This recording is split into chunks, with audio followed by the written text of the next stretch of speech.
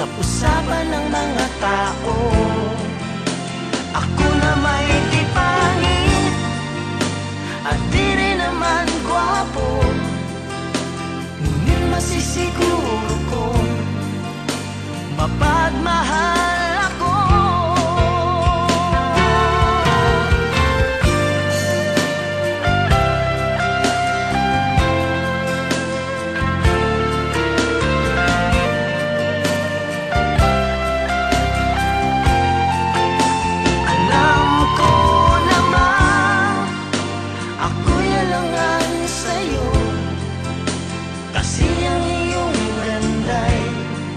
Usap-usapan ng mga tao.